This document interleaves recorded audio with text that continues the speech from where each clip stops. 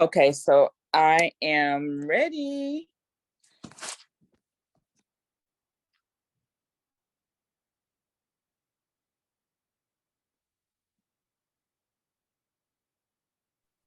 Yes, I'm ready. Okay, Dr. Shauli. Welcome to TME Podcast. My name is Miss Rhonda. I have a special guest today, and this is Dr. Shauli. And tell us where you are. You're in India, is that correct? Yeah, hello, Rhonda. It's absolutely a pleasure for me to be here on this platform today. So just a little bit of information about myself and a brief introduction. This is Dr. Shauli Mukherjee. I'm from India, a passionate academician, a global thought leader, and an internationally acclaimed inspirational speaker.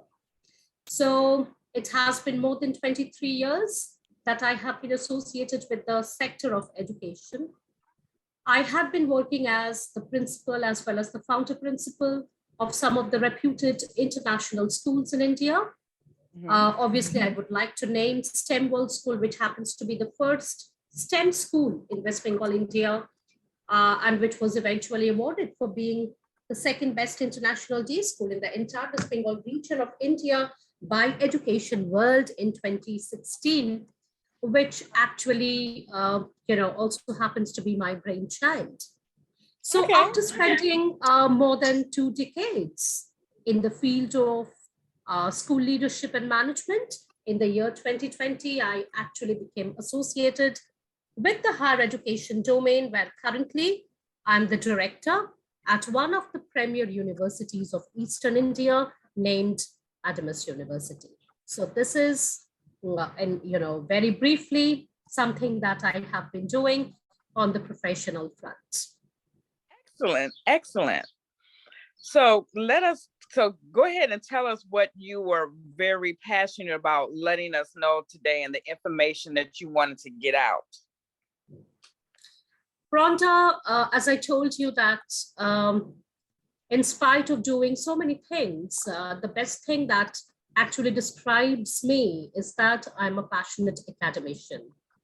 So I have been extremely passionate about the true power of education and the way in which education can actually touch, impact, and inspire the lives of many people around us. So this is exactly what I had always wanted to do, and this is exactly what I'm doing currently. Excellent.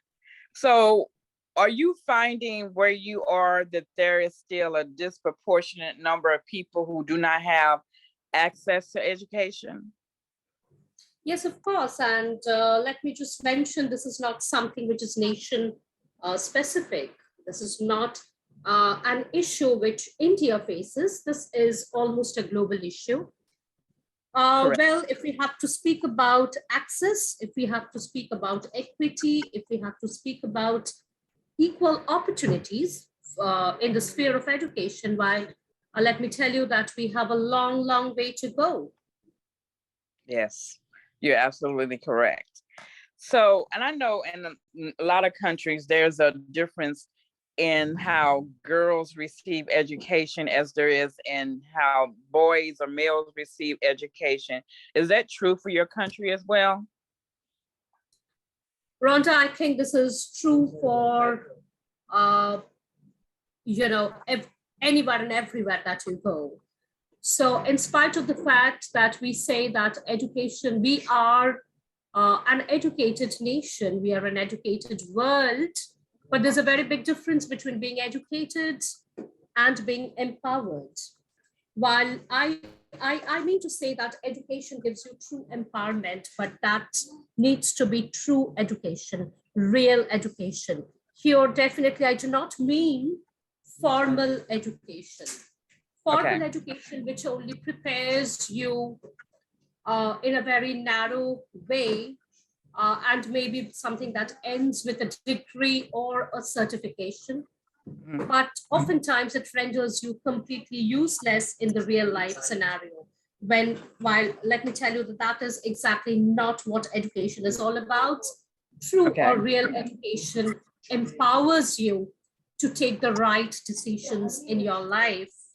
So, well, I believe that the difference that you stated or you asked me about, the difference that the boys, I mean, the opportunities that the boys get in terms of education, or the girls receive in terms of education, definitely there is a lot of discrepancy, and obviously there is discrimination as well.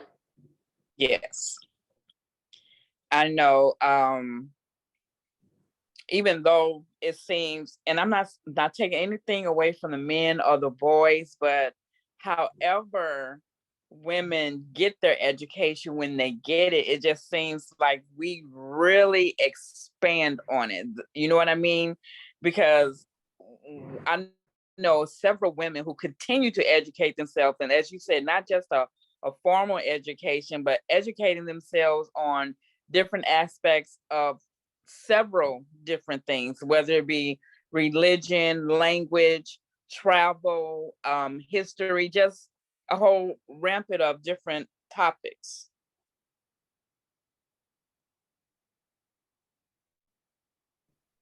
True.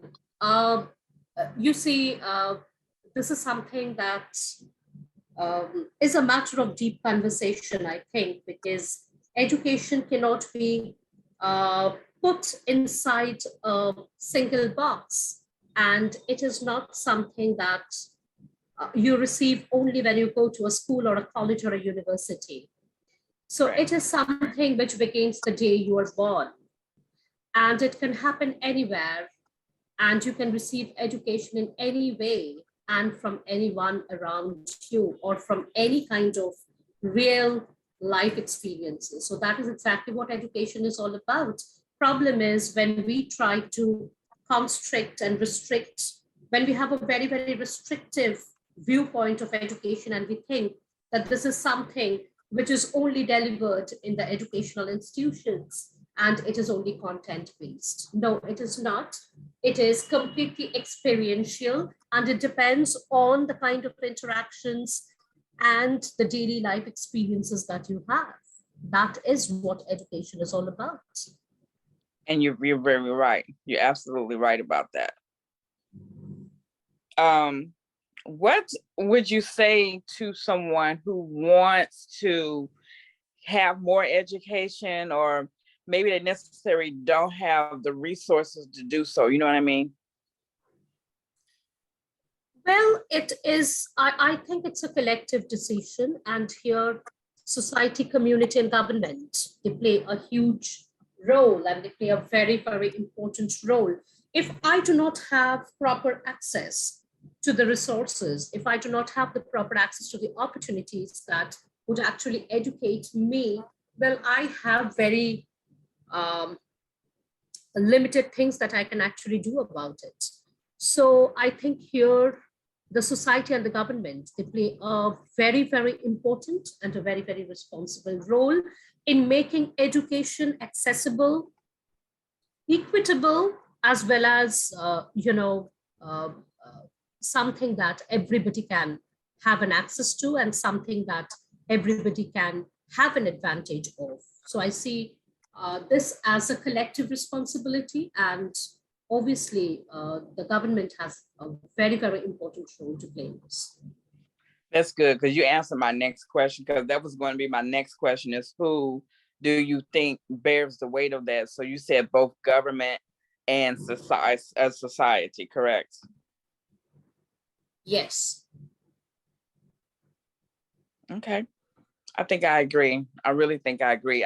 I think it's, to me, I think it's amazing that we are in the year 2022 and we're still having this conversation about individuals not having the same access to education. I really think that's a sad story.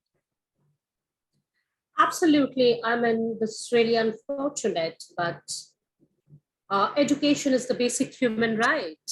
And somebody who is denied of this essential and basic right, I mean, what can be more unfortunate than that? But then, having said so, and acknowledging the fact that, yes, this is a harsh reality which is facing each one of us today in this globalized world, We also must acknowledge the fact that there are huge opportunities and there are areas of improvement, and we have to focus on those areas wherein we can actually make some changes and real difference in the sphere of education, so that it is not limited to a select few, but it is actually accessible and it is widespread among societies and communities at large. So I guess my question is for someone like myself who's interested and wants to help, like what is something, even if it's a very small thing, that we can do to end this crisis? Because it really is a crisis. We can do a lot of things from there. The very first thing that needs to be done is that we have to be conscious about the real problem that we all are facing. It's of no use evading that problem and pretending as if everything is right. So I think the first step is to acknowledge and to come in terms with the fact that things are not going in the right direction. Okay. The second is, after having acknowledged this fact, this essential fact, I think like-minded people should come together and they should really do something about it. Debates, discussions, deliberations, they're all fine. Speaking on forums, that's also fine, but I think real groundwork needs to be done, and that cannot be avoided at any cost. Thirdly, I feel that, though we say that education is there, but what about real and true education? We still feel that, our current education system is the basic offshoot of the 19th century industrial revolution, which still promotes a one-size-fits-all educational model. We still feel that each and every child learns in the same way, the same thing, and preferably maybe on the same day, which I believe we have to just come a long way from this belief and conception. We have to come into terms with the fact that each and every child is born with a unique blueprint. His or her learning needs are very, very different. The learning style is also different. The pace of learning is also different. So I think real work needs to be done in this particular sphere, where we can make education not only accessible to everyone, but also customized and personalized. I mean, it cannot be a general education for everyone. You do not learn the same way in which I learn. Correct. Or you are not excited, or you're not excited about the same things as I would be. So if my learning needs are different and I'm excited about different things, you're excited about different things, then how can both of us learn the same thing in the same manner and preferably on the same time? So that's not possible. So education has to be personalized, customized, and definitely embedded with the right technology. I like that. And you touched on a very good point about us all learning differently. And here in the United States, they have so many different classifications for learning disabilities. And to me, I have always believed that some of those classifications are just bull. And it really just boils down to this child learns differently in a lot of those cases. And instead of them wanting to diagnose them and medicate them for just being the way that they are. Absolutely. I think some of that hinders their learning, if you understand, because they go through years of what I would deem as being misdiagnosed, and when they just learn differently, you know what I'm saying? They may learn slower. It may take them more time, or they may just understand things differently, like you saying, you and I would even learn differently. Absolutely. The basic fact that we have to understand is that human life thrives on diversity. Diversity is our greatest strength. So if that is so, then why would we actually focus always on conformity and compliance?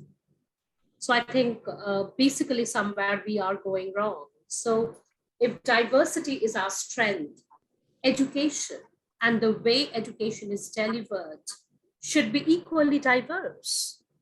Correct. We cannot force our children right from the beginning, since childhood, to be conformists or to be compliant. No, we can't, we cannot do that. I mean, we should be, I think this is my viewpoint as an educator for the past 23 years, that we should be completely comfortable in giving permission to our children to be as diverse, as non-compliant as possible. I like that. I really like that. I wonder, I don't know, I guess I was going to say, I wonder what is the holdup or the pushback of why they don't teach us in that way. And I know here in the United States, like we have a curriculum that every school pretty much has to teach by the same curriculum.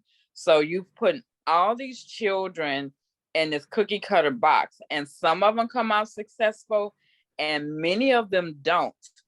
I was listening to the news this morning and they were saying that African Americans are African Americans have 85% of us, I'm African American, read on a non-proficient level. That's unacceptable. And we've all come through the same cookie cutter process. You understand? Rhonda, this happens. You have to understand this happens precisely because of one reason. And the reason is very simple. It's not rocket science. It's because the yardstick for success that has been set by these people is only based on standardization. So if you follow a particular standard, then, well, you can be termed as successful. If you decide to be different, well, I really do not have any place for you in my system. So you are thrown away from this particular system. So this particular system works like this. So if you're conforming to the norms, to the prescribed norms, and if you're ticking off the checklist of conformity, then well, you are accepted. If you don't, then you're not acceptable. And the sad part is, we parents, as well as educators, we pass on this legacy to our children. So this is a kind of a generational legacy, something so, I would say, unfortunate. And we sort of proudly pass this on to our next generation. Why? Because we also have been educated in the same manner. We also have gone through the pain and the pressure of being, to fit in and not think differently. And we also had been judged and labeled if we had questioned the status quo and if we have challenged that. So this generational trauma had been actually passed on to the next generation. And this goes on and on and on. So this is a kind of a pattern. This is a kind of an unfortunate and dangerous pattern, as well as a trap. So there has to be people who really know what education should be and who are really passionate about doing it in the right way. They have to come together in the forefront and they have to break this pattern. And they just have to break it, and just they have to show that this is not how education should be delivered. But that, well, I have been said. So let me also tell you that that requires a lot of courage, that requires a lot of fortitude, And very, very importantly, you must be ready to face a lot of challenges and oppositions going forward. So if you're ready to take all that in your stride, yeah, just move forward and just do it and just create that difference that the world requires right now. That's very good. That's very good key points, Dr. Shauli. I know here, because so little, and I think reading is fundamental, and I think reading is a very important part of education. Myself, I've always been a person who likes to read, and then as time went on, I became an author. So, I have books, and a good point is my son. He's 19 now, but in school, I could barely get him to just read a book. But now that he has other things that interest him, he's now a reader. So he'll order books from Amazon and read them.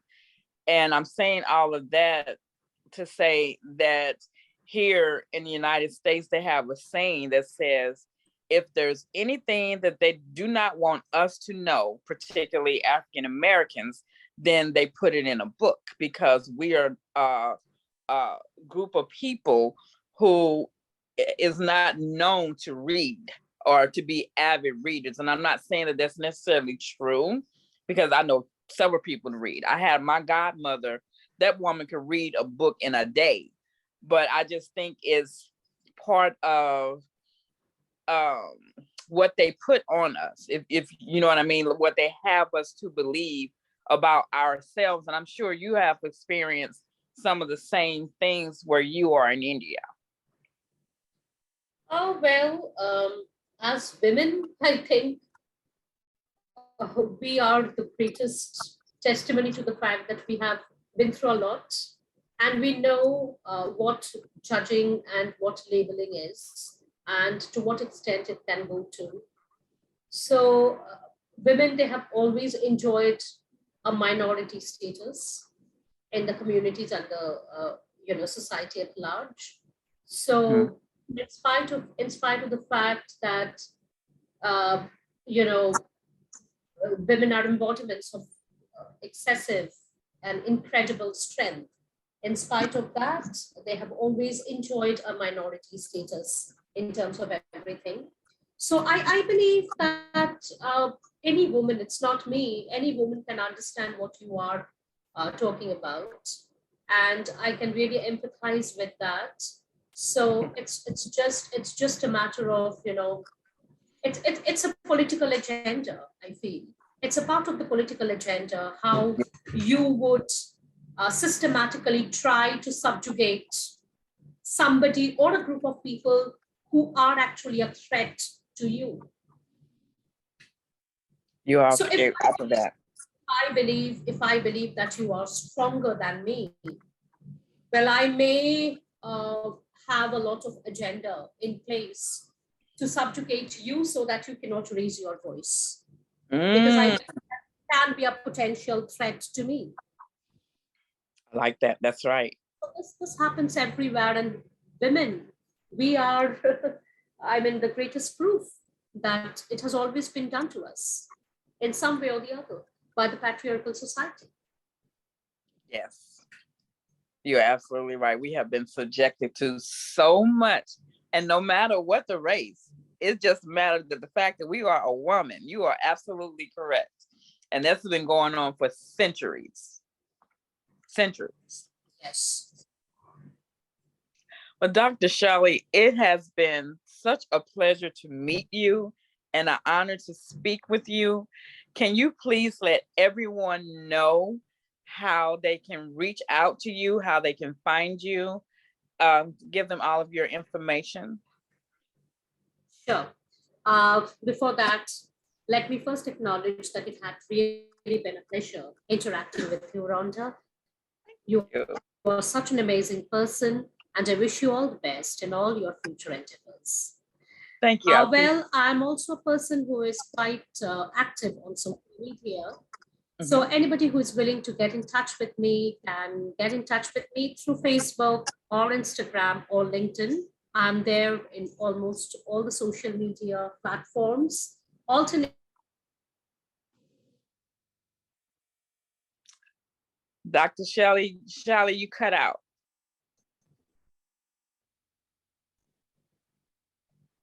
Can you hear me?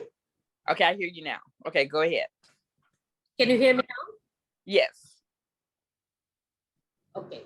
So alternately, they can also write to me or email me at meetingdrmukherjee@gmail.com, which is MEETINGDRMUKHERJEE@gmail.com. Okay, and say your Facebook information again, your social media information, because we didn't hear it. Yes, what I said is that I'm quite active on the social media platforms. So anybody who is willing to get in touch with me can find me and can get in touch with me on Facebook, on LinkedIn, and on Instagram. Okay, very good. Thank you so much for being my guest on TME Podcast. I look forward to speaking with you again in the future, and I hope you're willing to do that as well. Absolutely, I would love that. All right, Dr. Shauli, thank you. And you have a great rest of your evening because it's nighttime where you are, correct? Yes. All right, thank you. You have a great rest of your day. Thank you so much. It has been a real pleasure. God bless you. Okay, thank you. Same to you. God bless you. Bye-bye.